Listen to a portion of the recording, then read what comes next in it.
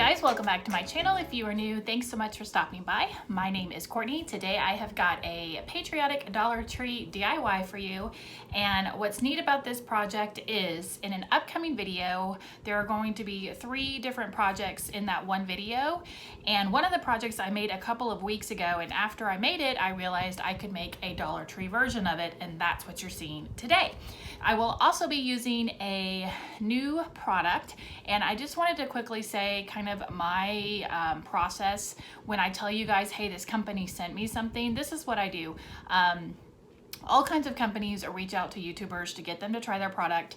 And when a company reaches out to me, I first look at the product to see if it's actually relevant to my channel. And then if it is, I go and research it before I say yes, I will review it.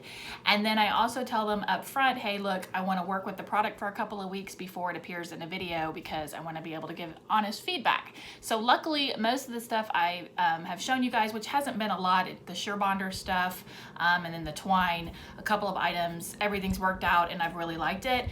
Today's product isn't no exception. I absolutely love it. So let me show you what it is, and then we'll get into the tutorial. So Starbond sent me several different types of glue, and they are like super glue. And so today's video, you're gonna see me using this one right here, the medium. They come in these little packages like this. I left one in there. It comes with, this is what's really great about this product. Well, there's several things, but this is one of the neat things. It comes with 2 of these little tip applicators, so you can cut the amount of flow. So you could like cut a big hole in one, cut a small hole in another. But then what's really awesome is if you need to do like a precision amount of glue, they also send you these teeny tiny, y'all can see this, little applicators that give you like teeny tiny, let me take one out, because probably teeny tiny is not the best description here. Okay, I mean, look at this, seriously. Super tiny little amount. So basically with one thing of glue, you can get 3 different flows off of it, which is great because typically you'll have to buy like a super glue that says, you know, precision, or a super glue that's just regular. So that's really awesome. It also comes with a cap that keeps it from clogging, which is also great. So they sent me this one, which I haven't had. This is the only one I haven't had a chance to use yet, which is the one I left in the box. It is medium thick. It says that it fills in voids in dark wood and it dries jet black, which I thought was interesting. There's also another one here that some of you guys would really like. This one right here, the thick, it fills in for gaps. If you are one of those people who like to make the Dollar Tree DIYs where you push 2 signs together, this is perfect because I know people don't like to put hot glue down there, and you don't, you know, if you have to do the popsicle sticks, this is a great alternative. You can just put this between the 2 signs, smush them together, and have a seamless, you know, sign to make. They also just sent me the regular thin one. So as you can tell, it even says water thin. I worked with the medium one, which was great. But the one thing they sent me that is like total game changer is this. It is the Starbond accelerator. And basically you spray this down on whatever you're working with, put your super glue on there, put the item on there, and you're like, bam, it's done. I mean, we're talking like, it says 10 to 20 seconds, but it actually goes much faster than that. So working with the jenga blocks, especially, I knew I didn't want to do the hot glue and have the bulky. I knew I didn't want to do wood glue because I just didn't want to have the patience for it. So I sprayed this, put the super glue, put the jenga block. I mean, it was like, you need this. If you can only buy one item out of all these things, get this accelerator. I will put all the description down below, but if you're on a budget and you can only do one, I would say pick up this first. But these glues are fantastic. All right, I just wanted to put that out there. I absolutely love this product. Thank you, Starbond, for sending it to me. This will be my new go-to super glue, and I'm telling you, seriously, this is like thebomb.com. All right, guys, without further ado, let's get into today's tutorial.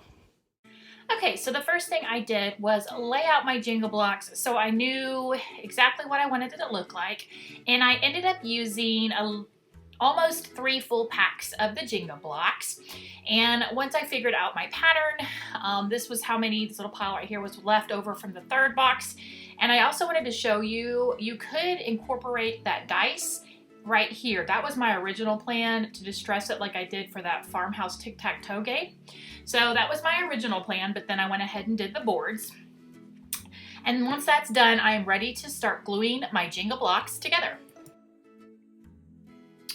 All right, so there's probably no rhyme or reason to how you decide to glue these together. There's many different ways, and so I actually started off wanting to see what would happen if I didn't use the accelerator.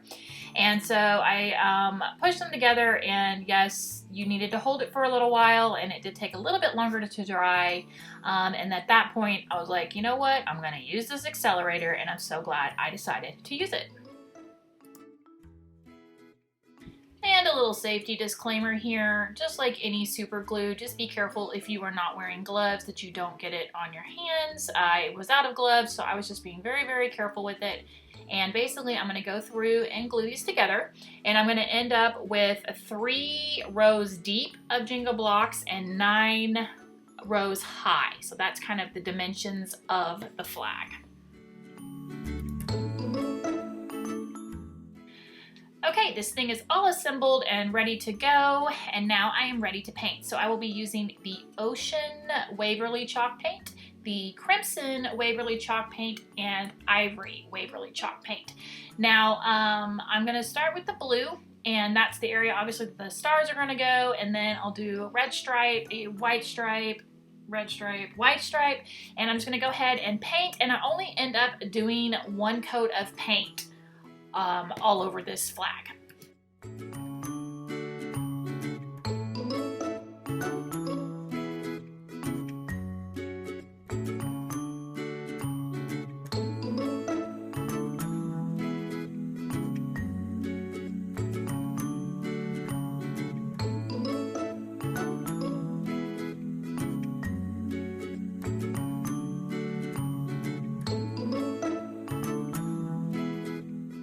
Alright, so originally I was going to cram 50 little stars on here using a toothpick, but then I quickly changed my mind when I realized that my flag is not to scale anyway, so why was I trying to cram 50 stars on there? And I'm about to change my mind here. Alright, and this is what I changed my mind to do. So basically where this is blue, I'm going to paint it white. Now, if you decide to do this approach in the beginning, before you start painting this, you're not going to paint that section blue, you are just going to paint it white.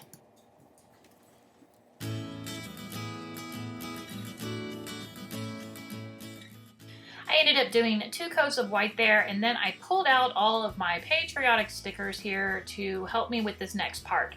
So basically what I'm going to do is, using this very sparkly star sticker sheet from Dollar Tree, I am going to use these as little templates and stick them down, and then I'm going to paint over them, and then I will pull them off to leave a white star underneath. Now, I am planning to make this flag very rustic, so if you want super sharp, clean lines, I don't know that I would recommend using this for that, but I knew that if it got a little bit of paint underneath the star, it was okay for what I was doing with my flag.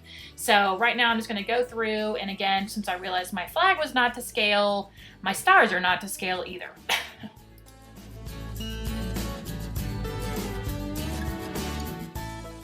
Once you have all your stars down, now you're going to go over it with blue paint, and I'm only going to do a 1 coat of this blue paint because, again, I am going for the rustic look, and so having it kind of lighter is totally fine. Once I have painted this, I'm going to take one of my little weeding tools from my Cricut machine. If you do not have one, just get a skewer, a wooden skewer. If you have an ice pick, something with the sharp tip, tweezers, and then you're going to start pulling off the stars.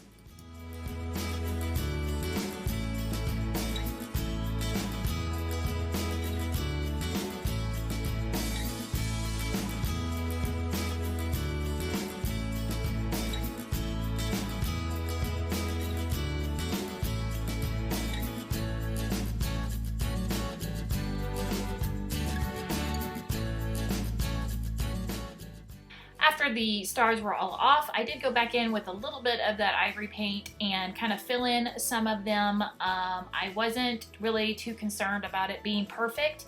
And then I'm gonna let this dry a little bit. I don't want it to dry fully because the way I decided to distress this was when it was pretty much dry, almost dry, I just took my thumb and kind of just smeared my thumb around it, and it got the exact look that I wanted.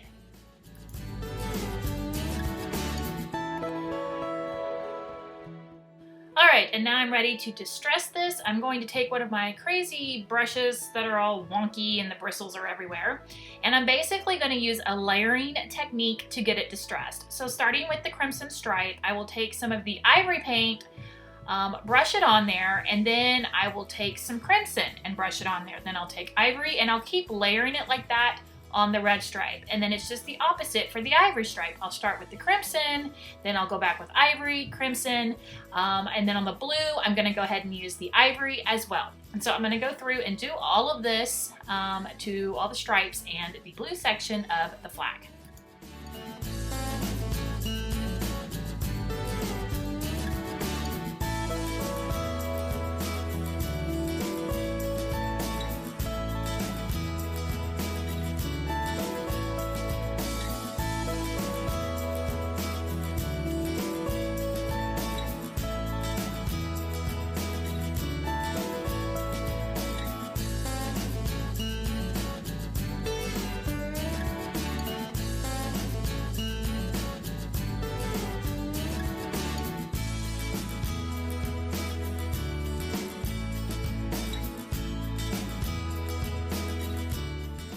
Once that's all distressed, I will take some of this brown cream wax that I got from Hobby Lobby. I've had it for a while, and I'm going to go through and just kind of, again, taking a wonky brush and distress this all over, kind of giving it the little hints of brown all over the flag, and then the flag part will be done and I'll be ready to add my embellishments.